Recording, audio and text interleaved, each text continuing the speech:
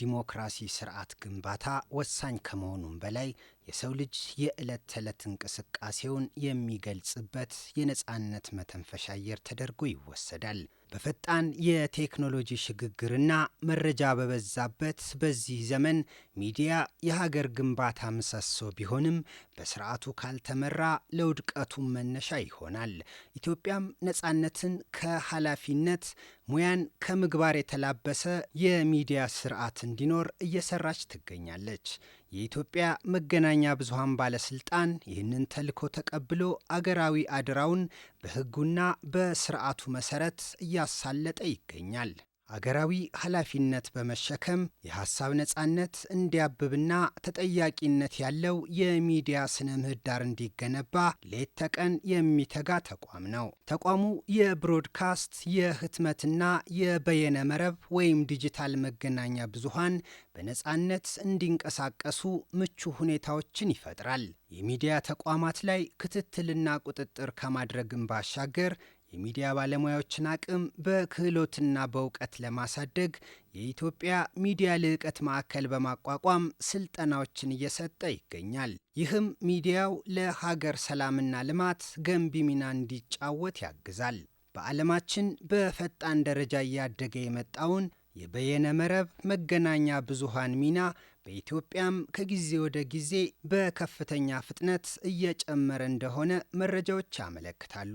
ባለስልጣኑ ይህንን ፈጣን ለውጥ ለመመጠን የአሰራርና የሕግ ማሻሻያዎችን በማድረግ ይፋዊ ምዝገባዎችን በማበረታታትና ተጠያቂነት የሰፈነበት የዲጂታል ምህዳር ለመፍጠር በቁርጠኝነት እየሰራ ይገኛል።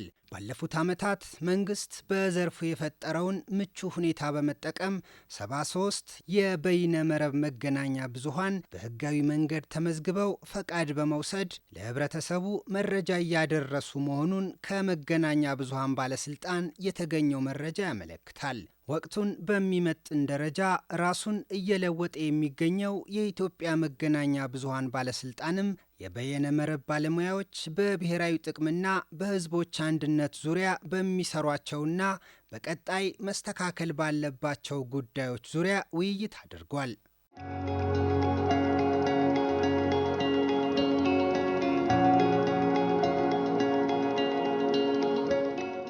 መገናኛ ብዙሃን ለህዝብ ወቅታዊና ትክክለኛ መረጃ በማቅረብ በሰላም፣ በልማት፣ በመልካም አስተዳደርና በዲሞክራሲ ስርዓት ግንባታ እንዲሁም የህብረተሰብን አመለካከት በመቅረጽ በአንድ ሀገር ፖለቲካዊ፣ ኢኮኖሚያዊና ማህበራዊ እድገት ውስጥ የበኩላቸውን ገንቢ ሚና የሚጫወቱ ናቸው።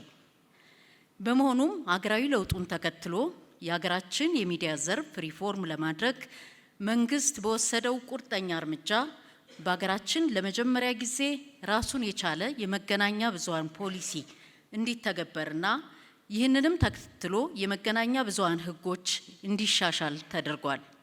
በዚህም መሰረት በመገናኛ ብዙሃን ፖሊሲውም ሆነ በአዋጁ ማሻሻያ ከተደረገባቸው ጉዳዮች ውስጥ አንዱ የበይነ መረብ መገናኛ ብዙሃን በህግ እውቅና እንዲያገኙ መደረጉ ይገኝበታል።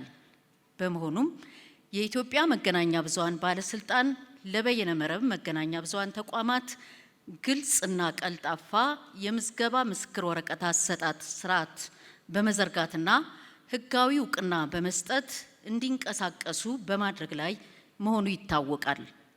በዚህም መሰረት በአሁኑ ወቅት 73 ያህል የበየነ መረብ መገናኛ ብዙሃን ተቋማት በባለስልጣኑ እውቅና አግኝተው በስራ ላይ ይገኛሉ። መገናኛ ብዙሃኑ የኢትዮጵያን ሰላም፣ አንድነትና እድገት እንዲሁም ብሔራዊ ጥቅምን በማረጋገጥ እየተጫወቱ ላሉት ሚና ያለኝን ምስጋና በዚህ አጋጣሚ ለመግለጽ እወዳለሁ። በተለይም በህዝቦች አብሮነት፣ መረዳዳት፣ በአገር ሉዓላዊነት፣ በኢኮኖሚ እድገት፣ በህዳሴ ግድብ፣ በባህር በር፣ በዲፕሎማሲና በአገር ገጽታ ግንባታና መሰል ጉዳዮች ላይ የህዝብ ተሳትፎ እንዲረጋገጥ የበኩላቸውን አስተዋጽኦ በማበርከት ላይ የሚገኝ በመሆኑ ይህንኑ ሚናቸውን አጠናክረው እንዲቀጥሉ ጠይቃለሁ። የዛሬው መድረክ ዋና ዓላማም የበየነ መረብ መገናኛ ብዙሃን አገልግሎት በሀገራችን የሚገኙበትን ሁኔታ ላይ አተኩሮ በባለስልጣኑ በተከታታይ ወራት በተደረገ የሚዲያ ይዘት ክትትል ሪፖርት ላይ ሰፊ ውይይት በማድረግ የቀጣይ አቅጣጫን ማመላከት ነው። የኢትዮጵያ መገናኛ ብዙሃን ባለስልጣን ለበይነ መረብ መገናኛ ብዙሃን ሁለንተናዊ እድገት የሚጠበቅበትን ድጋፍ በማድረግ ኃላፊነቱን የሚወጣ መሆኑን በዚህ አጋጣሚ ላረጋግጥላችሁ እወዳለሁ። ከዚህ ቀጥሎ የሚቀርበው የክትትል አዝማሚያ ትንተና ሪፖርት መሰረት ያደረገባቸው የመገናኛ ብዙሃን ቁጥራዊ መረጃ ነው ማለት ነው። ስለዚህ ፖለቲካል ይዘት ላይ የሚሰሩ 40 የሚሆኑ መገናኛ ብዙሃን ተዳሰዋል። ማህበራዊ ይዘት ላይ የሚሰሩ 15 የሚሆኑ መገናኛ ብዙሃን እንዲሁም ደግሞ 7 የዲጂታል ላይ የሚሰሩ የህትመት ሚዲያዎች ማለት ነው። ከዚህ ቀጥሎም የሚቀርበው የክትትል ሂደት መነሻ ያደረገው አዋጆቻችን ነው ማለት ነው። ስለዚህ አዋጆቻችንን የትኛውን ተጠቅመናል፣ እነማን ምን ይላሉ የሚለውን በዝርዝር የምናየው ነው። ለመግቢያ ያክል የመጀመሪያው የመገናኛ ብዙሃን አዋጅ 1238 አንቀጽ 61 የበይነ መረብ መገናኛ ብዙሃን ግዴታዎች ብሎ የሚያስቀምጣቸው 10 ድንጋጌዎች አሉ ማለት ነው። የይዘት ማመንጨት እስከ ማሰራጨት ሂደት ሚዛኑን የጠበቀ ፍትሃዊ ብዝሃ ድምጾችን የያዘ እንዲሆን ይደነግጋል ማለት ነው። ሁለተኛ የምንመለከተው አዋጅ የጥላቻ ንግግርና ሐሰተኛ መረጃን ለመከታተል የወጣው አዋጅ 1185 እንደምንመለከተው ጥላቻ ንግግር ማሰራጨት፣ ሐሰተኛ ውድም መፍጠር፣ የህዝብን ስሜት ማነሳሳት፣ የተዛባ መረጃ ማሰራጨትን የሚከለክል አዋጅ ነው። ሌላኛው ሶስተኛው አዋጅ የምንመለከተው የኮምፒውተር ወንጀል አዋጅ 958ን በሳይበር ምህዳር የሚፈጸሙ የቴክኖሎጂ ማጭበርበርና ወንጀሎችን በጥብቅ የሚከለክል አዋጅ ነው ማለት ነው። አንቀጽ 61 ንዑስ አንቀጽ 1ን ስንመለከት ጥላቻ ስሜትና ግጭት አለመፍጠር ይላል ማለት ነው። የሚጠቀሙት ቋንቋ ጸያፍ፣ ብልግና፣ ጾታ፣ ብሔርን፣ ሃይማኖትን መሰረት ያደረገ ግጭት የማያነሳሳ እንዲያደርግ ይደነግጋል ማለት ነው። ሁለተኛው ሚዛናዊነትና የሀሳብ ብዝሃነትን ማረጋገጥ እንደሚገባ አንቀጽ 61 ንዑስ አንቀጽ 3 ያስቀምጣል ማለት ነው። ሚዛናዊነትን የጠበቁ ፍትሃዊ እንዲሁም ብዝሃነት ላይ በማተኮር ከነጣጣይ ይዘቶች ይልቅ አሰባሳቢ በሆኑና ኢትዮጵያዊነትን እንዲያብብ የሚያደርጉ ይዘቶች ላይ ማተኮር እንዳለብን ይደነግጋል። ንዑስ አንቀጽ 4 ይዘቶቹ የምናሰራጨው ከማመንጨት እስከ ስርጭት ያሉ ይዘቶች ለህፃናት እና ለሴቶች ተገቢ መሆናቸው ማረጋገጥ ይገባል ማለት ነው። ባለፉት 3 ወራት የበይነ መረብ መገናኛ ብዙሃን የብሔራዊ ጥቅምና ሀገርን ክብር ቅድሚያ የሰጡ ዘገቦች በስፋት የተሰራጩበት ነበር ማለት ነው። የሀገርን ክብርና ጥቅም ቅድሚያ የሰጡ በተለያየ ዲፕሎማሲ ስኬቶች፣ ሌሎችም ስኬቶችን ያጎሉ ለሀገር ክብርና ለብሔራዊ ጥቅም ቅድሚያ የሰጡ ዘገባዎች ተሰራጭተዋል። ሌላኛው የሀገር ባህል እሴትና ወግ የሴቶችን መብትና ክብር በሚጠብቅ የማህበረሰብን ባህል ወግ እሴት በማያናጋና የስርዓተ ጾታ ማዕከል ባደረገ ገንቢ የሆኑ ይዘቶች ላይ በማተኮር ጥሩ የሚባል ይዘት ሲያሰራጩ የነበሩ ተስተውሏል ማለት ነው። ሌላኛው ለሰብአዊነት ትኩረት የሰጡ በይነ መረብ መገናኛ ብዙሃን ላይ ለሰብአዊነት ትኩረት በመስጠት ለብዙዎች በዚህ ማህበራዊ ሚዲያ የደረሱ ልምድ የሚወሰድባቸው መገናኛ ብዙሃን የነበሩበት ነው ማለት ነው። አሁን ደግሞ ልክ ያልሆኑ አሉታዊ የሆኑ አዝማሚያዎች በተለይ በበይነ መረብ ቅድም በመግቢያ ላይ የክትትል ያደረግንባቸው መገናኛ ብዙሃን የመጀመሪያው የሐሰት ተዛምዶና አርዕስት ማስጮ ጥቅም ለማግኘት ብቻ ሲባል ከይዘቱ ጋር የማይገናኝ ተመልካችን የሚያሳስቱ አርዕስቶች በስፋት ሲሰራጩ ተስተውሏል ማለት ነው። ባህል እሴት ወግን መሸርሸር፣ የሀገር ሽማግሌዎች፣ የሃይማኖት አባቶች የሚያንቋሽሹ ይዘቶችን ማሰራጨት ተስተውሏል። ሌላኛው በተመሳሳይ በይነ መረብ ላይ እንዳቀረብነው ሰፋ ብሎ ደግሞ የሚታየው ማህበራዊ ሚዲያው ላይ የፈጠራ ይዘቶችን ማሰራጨት፣ ፎቶዎችን በማቀነባበር በAI የተፈበረኩ የሐሰተኛ መረጃዎችን ለህዝብ ማሸበሪያነት መጠቀም ማለት ነው። ሌላኛው በተለይ በማህበራዊ ሚዲያ ላይ ሰፋ ብና ጎላ ብሎ የሚታዩ ጉዳዮች እነዚህ ናቸው ማለት ነው። በባለስልጣኑ የቀረበው ዳሰሳ ጥናት በማያወላውል መልኩ አንደኛ ጥናት ነው፣ ሁለተኛ በዕለት ተዕለት ህይወታችንና ስራችን ውስጥ ራሳችንን ከምናይበት መልክ የተለየ አይደለም።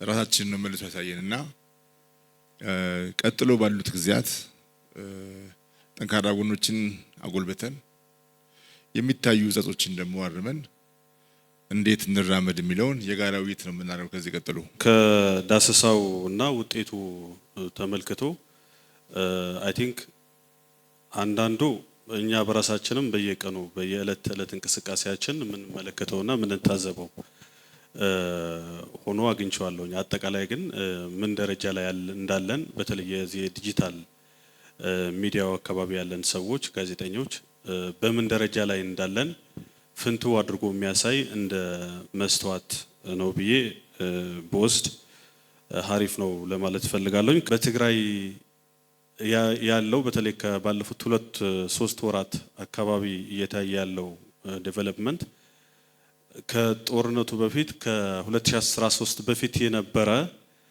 በፕሪቶሪያው ስምምነት ውድቅ የተደረገ መንግስት መልሰናል ብሎ እሱን ተከትሎ ደግሞ መንግስት አቋቁሟል። መጀመሪያ ምክር ቤቱ ወደ ነበረበት ተመልሰዋል ብሎ ከምክር ቤቱ መመለስ በኋላ ደግሞ ህገወጥ የሆነ ሽሞት ተካሂዷል። እሱ እንዳለ ህጋዊ አስመስሎ ማቅረብ አንደኛ ይሄ ከህግም ከሞራልም ትክክል እንዳልሆነ እዚህ ጋር ማለት በደንብ ትኩረት ሰጥቶ መነጋገሩ አስፈላጊ ነው። ባለስልጣኑ ምን ያክል ሌላ ቋንቋ በተለይ ከአማርኛና ከእንግሊዝኛ ውጪ በተለይ ለአረብኛ ምን ያክል ትኩረት ሰጥቶ ጥናቶች ላይ የተንቀሳቀሰ ነው ወይም ደግሞ የሰራ ነው የሚል ጥያቄ አለኝ። በአረብኛ የሚሰራጩት ሶሻል ሚዲያ ላይ በተለይ ኢትዮጵያን አጀንዳ አድርጎ የሚሰሩ በጣም በርካታ በጣም በሰፊ የሚንቀሳቀሱ ሚዲያዎች ስላሉ ወይም ደግሞ ሶሻል ሚዲያ ፔጆች ስላሉ ምን ያህል ትኩረት ሰጣችሁ እዛ ላይ ሰርታችሁ የሚል ጥያቄ አለኝ። ታንክ ዩ ቬሪ ማች። የኛ ጥያቄ በተለይ በሰሜኑ ክፍል ሐሰተኛና ተረክ የሚፈጥሩ ሚዲያዎች አሉ። መቀመጫቸው እዛው መቀሌ ያደረጉ ወይ ደግሞ ትግራይ ክልል ያደረጉ በስም መጥቀስ ይቻላል። ሪፖርቱ እነዚህንም ያጠቃለለ ነው ወይ? ምክንያቱም የኢትዮጵያ ሉዓላዊነትን በመድፈር ከጠላት ወይ ደግሞ የኢትዮጵያ አንድነት ከማይፈልጉ ኃይሎች ጋር የሚሰሩ ሚዲያዎች አሉ። በግልጽም አቋማቸውን የሚያሳዩ እነዚህ ጋር ምን አይነት ሚዲያ አውቶሪቲው አንድም አይነት መግለጫ ሲያወጣ አላየንም። እዚህ ጋር እንዴት ነው ምንድን ይሰራ ያለው? ሁለተኛ ደግሞ በተለይ በሰሜኑ በኩል ከሻዕቢያ ሚዲያዎችም ከተለያዩ ሚዲያዎች አንገት ለአንገት ተናንቀን የምንሰራ ሚዲያዎች አለን። እነዚህ ሚዲያ በአቅምም በአንዳንድ የሚደረግ የስልጠና ድጋፎችስ ቀጣይ ምን ታስቧል የሚል ነው ያለኝ። ጥናቱ አውትካም ሲነግረን ምክንያቶቹን ግን አልነገረንም። ለምሳሌ እዚህ ጋር ብቃት ያለው በየነ መረብ ትፈልጋላችሁ። ቱዛዝር ሳይን ደግሞ ብቃት ያለው በየነ መረብ ደግሞ እንዲኖር ሎት ኦፍ ፋክተርስ ያስፈልጋሉ። ለምሳሌ አንዱ ኢን ማይ ፐርሰናል ቪው ፖለቲካል ፖላራይዜሽን ባለበት አገር ላይ እንዴት ነው ብቃት ያለው በየነ መረብ ሊኖር የሚችለው? ሌላው ፕሮፌሽናሊ ነው። ለምሳሌ በየነ መረብ ላይ ከሚሰራው ውስጥ ምን ያክሉ ነው ጋዜጠኝነት የተማረው? ብዙ ሰው ነው እኔን ጋዜጠኛ ነኝ የሚለው። ኢቭን ዜና አንባቢውም ጋዜጠኛ ብሎ ነው ራሱን ኮንሲደር የሚያደርገው። ስለዚህ ማን ሁአር ጆርናሊስት ዘ ሪል ጆርናሊስት እሱስ ዲፋይን ተደርጓል ወይ የሚለው ነው። ቅድም የቀረቡት ላይ አይ ቲንክ 40 የበይነ መረብ ሚዲያዎች 7 ዲጂታል ጋዜጦችና አይ ቲንክ ካልተሳሳትኩ 17 ደግሞ የማህበራዊ ሚዲያ ነው እንደ ማሳያ ተደርገው የፋይንዲንግስ ለመስራት የተጠቀሙበት አቅራቢው ሁሌ ሞኒተር ሲደረግ እነዚህ ማለት የሴሌክሽን ሜካኒዝሙ ማወቅ ፈልጌ ነው። የኔ ጥያቄ አሁን ዳሰሳው ላይ የቀረበውም ያው በመገናኛ ብዙሃን ባለስልጣን የተመዘገቡ ዲጂታል ሚዲያዎችን ነው የሚመለከተውና ሁሌም የምናነሳው ጥያቄ አለ። መመዝገቡ በጣም ጥሩ ነገር ነው። ህግን ተከትሎ የሙያ ስነ ምግባርን ጠብቆ ለመስራት ያስችላል። ከዛ ውጪ ግን የተመዘገበውና ያልተመዘገበው የሚዳኝበት መንገድ ምንድን ነው? የተመዘገቡ ሚዲያዎች በተለየ ትሪት የሚደረጉበት መንገድ ምንድን ነው? ድጋፍ ይደረግላቸዋል ወይ? ፕሪቪሌጅድ እንዲሆኑ እንደገና ደግሞ ለነሱ ለሚሰሩት ስራ እውቅና እየሰጡ ጎልቶ እንዲወጡ በማድረጉም ረገድ ምን ነገር ታስቧል የሚለውን ለመጠየቅ ነው። አመሰግናለሁ። ዲጂታል ሚዲያው በመርህ መመራት አለበት። መርህ የማይመራው ከሆነ ደግሞ በህግ እንዲመራ በአስገዳጅነት እንዲመራ መስመር የሚሰጥ ነገር አለ። ይሄ በመርህ መመራት ማለት ምንድነው? እዛ ላይ ወጥተው ሀሳባቸውን የሚገልጹ ሰዎች፣ ቴክኖሎጂውን የሚጠቀሙ ሰዎች ሰው ምን ይለኛል፣ ይሄ ከኔ የወጣው ነገር ምን ያስከትላል የሚለውን ነገር አስበው ለህሊናቸው እየተገዙ እንዲሰሩ ማድረግን ነው። ይሄ ማይሆን በማይችልበት ሁኔታ ላይ የመገናኛ ብዙሃን ባለስልጣን ምን አለው? በጣም ሃርድም ሳይሆን ጠንካራም ሳይሆን የመቆጣጠር ህጎችን እንዲወጡ የማድረግ ስልጣን አለው። ስለዚህ አሁን እንደ ልብ ልናወራ ልንነጋገርበት የሚያስችለን ሁለቱም ማጫወቻ ኳስ ሜዳዎች አሉ። የቁጥጥር አለን። የመገናኛ ብዙሃን ሬጉላቶሪ ቦዲ ነው። በቃ ሬጉላቶሪ ቦዲ ለህዝብ ነው የሚወግነው፣ ለአገር ነው የሚወግነው፣ ለመንግስት አሰራር ነው የሚወግነው። ቲዮሬቲካሊ ይሄ ነው የሚታወቀው። ግን ደግሞ ምን አለ? የዘመኑ የቴክኖሎጂ መንሰራፋት የሚሰጠውንም ነፃነት ለሰዎችም የሚሰጠውንም ስዕል ምን ያደርጋል? ከግንዛቤ ያደርግና በጣም እንደ ምንድነው በጣም ጠንካራ ሆኖ እንደ ሀመርም ሳይሆን እንደ መጥረቢያም ሳይሆን በስትራቴጂና በስልት በእውቀት ተመስርቶ መስራትን ነው የሚጠብቀው። ያንን ነው እኔ እንደ መገናኛ ብዙሃን ባለስልጣን ቦርድ አባል ያንን አያለው። ይሄ ፕሮፌሽናሊዝም እኔ የሚገርመኝ ሜንስትሪም ሚዲያው ላይ ይሄ ጌት ኪፐርስ አሉ። ይዘት በቡድን ይፈጥራሉ። ምንድነው አንዲት ዜና ስትጻፍ 3-4 ሰው ቢያንስ ያያታል። ዲጂታል ሚዲያው ላይ ሲመጣ ግን ኦቶሪቲ ያለው ያንን ነገር እንደፈለገ የሚያወጣው ሰው ግለሰብ ነው የሚሆነው። ዲጂታል ሚዲያው ብዙ ችግር አለው። ሳናስበው የሚያመልጠን ነገር አለ። አንዴ ካመለጠ በጣም በብዙ ሚሊዮኖች እጅ ውስጥ ይገባል። ዲጂታል ሚዲያው ስርቆትን ያመቻቻል። ብዙ ሀገሮች ያለ ነገር ነው። አዲስ ዘመን ላይ አንድ ጊዜ ጥናት ስሪ ተባልኩና ፕላጃሪዝም የማይሰርቅ ሚዲያ የለም። ኢቭን ሜንስትሪም ሚዲያው ራሱ ይሰርቃል። ከሌላው ሜንስትሪም ሚዲያ ከፋና ወይ አንዱ ይሰርቃሉ። ይሄ አንዱ የጋዜጠኝነት ስነ ምግባር ጥሰት ነው የሚሆነው። መረጃ ባለቤት አለው። ይሄንን ባለቤትነት መጥቀስ ክሬዲቢሊቲ ተአማኒነትን የሚጨምር ነው የሚሄደው። ስለዚህ ይሄ ዲጂታል ሚዲያው ጋር ለስርቆት የተጋለጠ ስለሆነ በቁጥጥር ላናድነው እንችላለን። ስቲል ወደ ኋላ ሄጄ የምለው በስነ ምግባር መስራትን ነግበኔ ብሎ መስራትን ነው። ሌላው ዲጂታል ሚዲያ አደጋ የተላለፈን መረጃ እንዳለ መውሰድ ብቻም ሳይሆን ማኒፑሌት ማድረግንም ይፈቅዳል። ኤዲት ማድረግንም ይፈቅዳል። ኤዲት አድርጎ ስለ አንዱ የሚያወራውን ውስጡ ኢንጀክት አድርጎ የማድረግንም የማስተላለፍንም ሂደት ይፈቅዳል። ስናነብ እነዚህ አይነት ብዙ ስጋቶች ብዙ ትሬቶች አሉ። እነዚህ በእንደዚህ አይነት መድረኮች እያወጡ መነጋገር በጥናት እያደረጉ ማውጣት ይስፈልጋል። አንዳንድ ፓርቲኩላር ጥያቄዎችን አድሬስ ለማድረግ የተመዘገቡና ያልተመዘገቡትን በሚመለከት ምናልባት ክብርት በኋላ በስፋት ትሄድበታለች። ግን አንድ ነገር አስረግጦ ለመሄድ አንድ ወንድሜም ቅድም እዛ ስላነሳው ነው ከፊደል ፖስት የተመዘገበ ዲጂታል ሚዲያም ሆነ ሌላ ፈቃድ ያገኘ ሚዲያ ህጋዊ ሰውነት አለው። በሚዲያ አዋጁ ነው የሚዳኘው። ያልተመዘገበ ግን እንደማንኛውም ግለሰብ ክሪሚናል ኬዝ ነው የሚሆነው፣ አስተዳደራዊ ጉዳይ አይደለም የሚሆነው።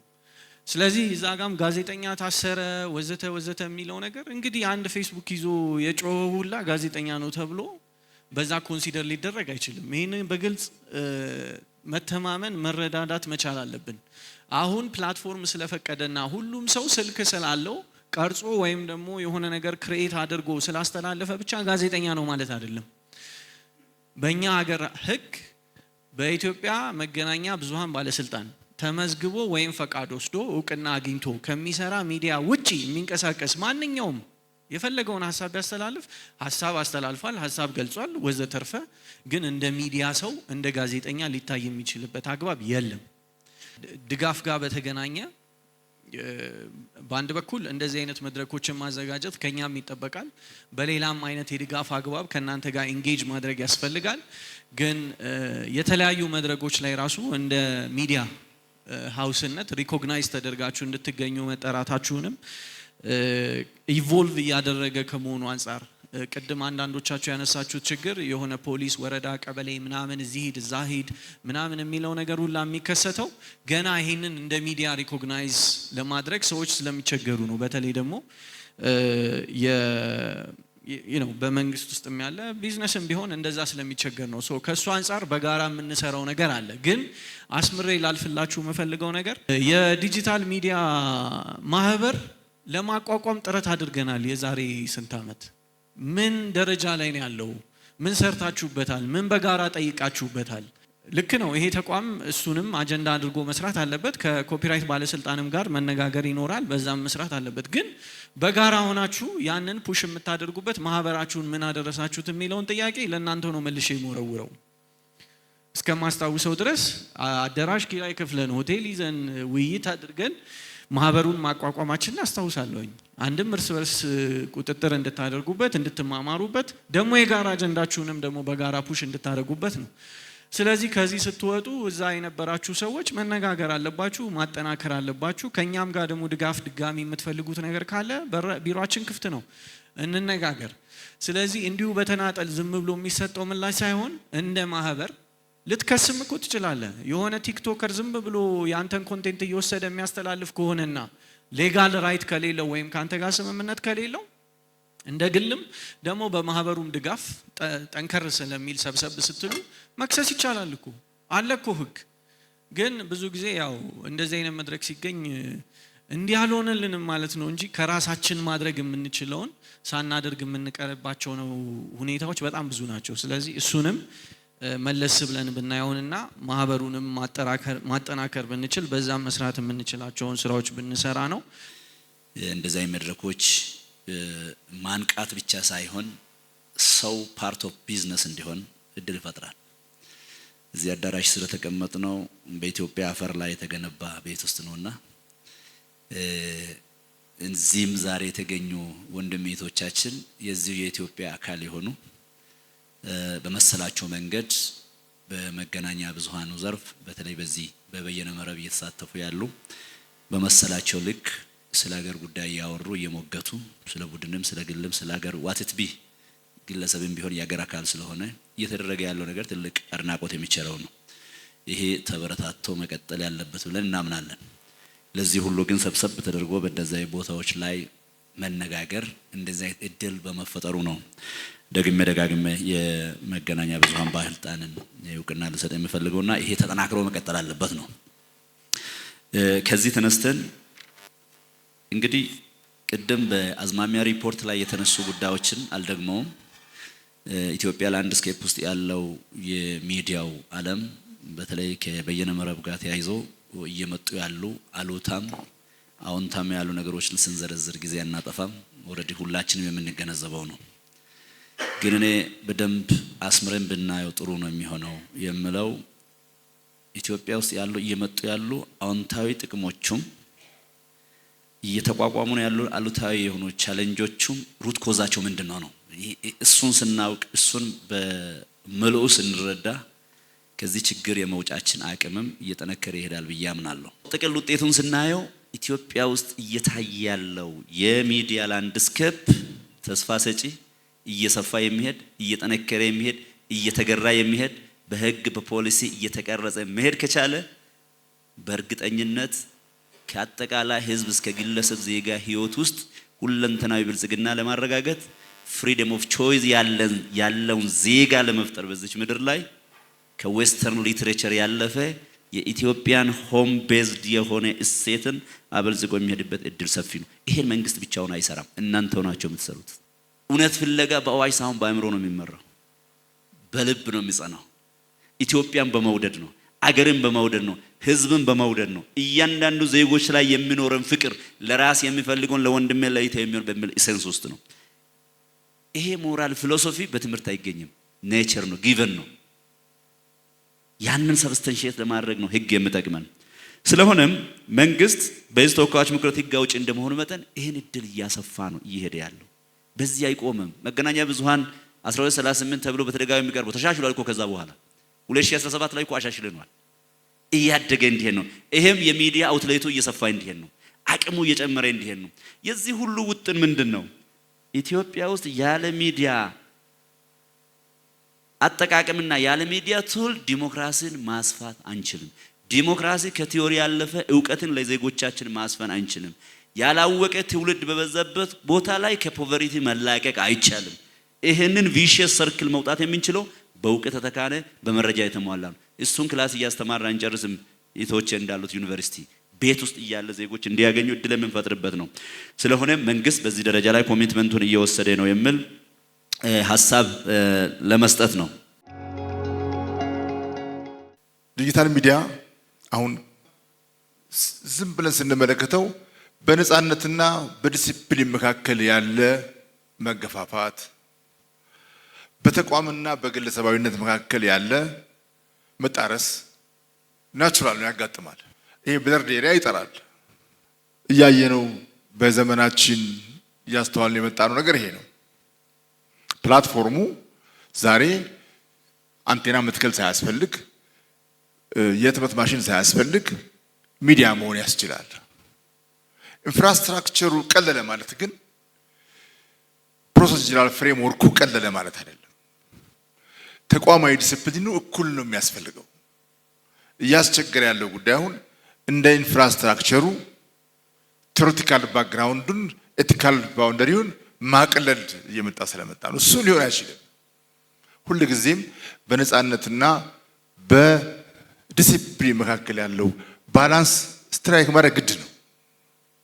ሶ እዚህ የምናወራው ጉዳይ አሁን እንደ ተቋም እንደ ሚዲያ ተቋም ኃላፊነታችንን ለመወጣት መሰረታዊ የሆኑት በህግም በስነ ምግባርም በህብረተሰብ ባህልም በወግም የሚጠይቁት መሰረታዊያንን የማሟላት ጉዳይ ነው።